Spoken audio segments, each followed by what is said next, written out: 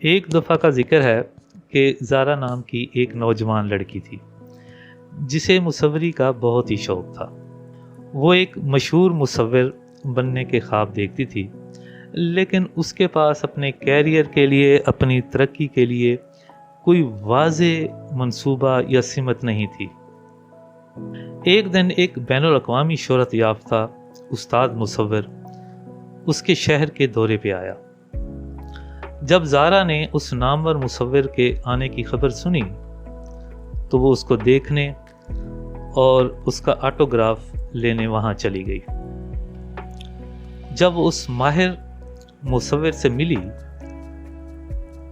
اور اس کا آٹوگراف لیا تو اس نے زارا سے پوچھا، اے خوبصورت لڑکی، تمہیں کیا کرنا پسند ہے اور تمہارا شوق کیا ہے؟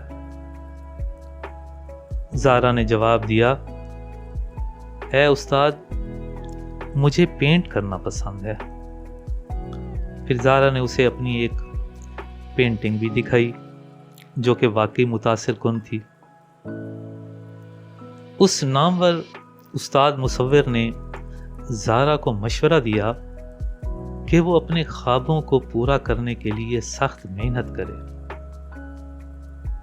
اور یہ کہ وہ اپنے خوابوں سے دستبردار نہ ہو۔ استاد نے اسے بتایا، اسے نصیحت کی کہ وہ اپنے اہداف مقرر کرے، اور اہداف ایسے ہوں کہ جو قابل پیمائش ہوں، مخصوص ہوں، قابل حصول ہوں، اور یہ کہ ان اہداف کے حصول کے لیے وقت کی پابندی کو بھی مد نظر رکھنا ضروری ہے۔ استاد نے مزید وضاحت کی کہ اہداف طے کرنے سے ہوگا کیا۔ اس ماہر مصور نے بتایا کہ جب وہ اپنے اہداف مقرر کر لے گی تو وہ اپنی ترقی کا جائزہ لینے، اپنی خود کی حوصلہ افزائی کرنے اور اپنے چیلنجوں پر قابو پانے کے قابل ہو جائے گی۔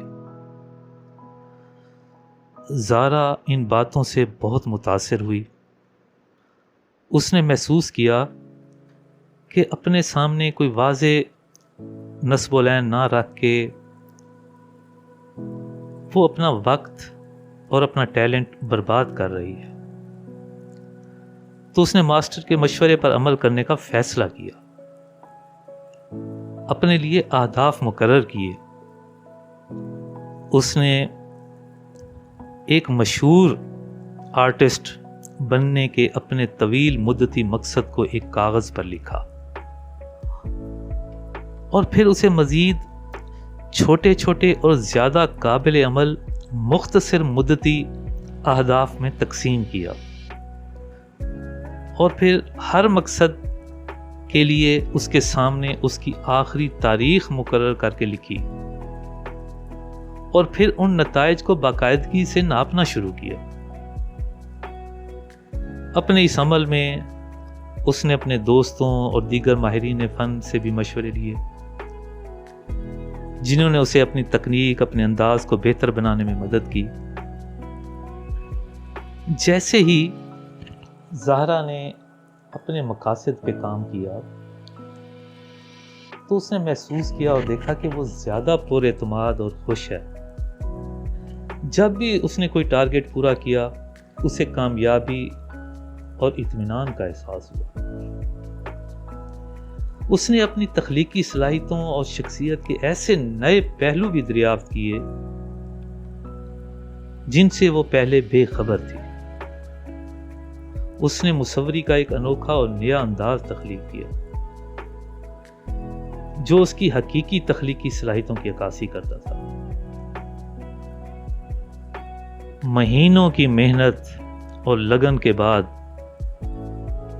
ایک مشہور آرٹسٹ اور مصور بننے کا اس کا حتمی مقصد حاصل ہوا۔ تب اسے دنیا بھر کی ممتاز گیلریوں میں اپنی پینٹنگز کی نمائش کے لیے مدعو کیا گیا۔ اسے ناقدین اور شائقین کی طرف سے یکساں پذیرائی ملی۔ اس سیاحت کے دوران وہ دوسرے کئی مشہور فنکاروں سے ملی جنہوں نے اس کے کام کی تعریف کی۔ اب وہ اپنے آپ پہ فخر کرتی تھی اور زندگی میں اہداف کے تعین اور ان کے حصول کی اہمیت کو اجاگر کرنے پر اس نامور استاد مصور کی شکر گزار تھی۔ تو یاد رکھیں، زندگی میں کامیابی کے لیے اہداف کا تعین اتنا ہی ضروری ہے جتنا کہ زندہ رہنے کے لیے سانس لینا۔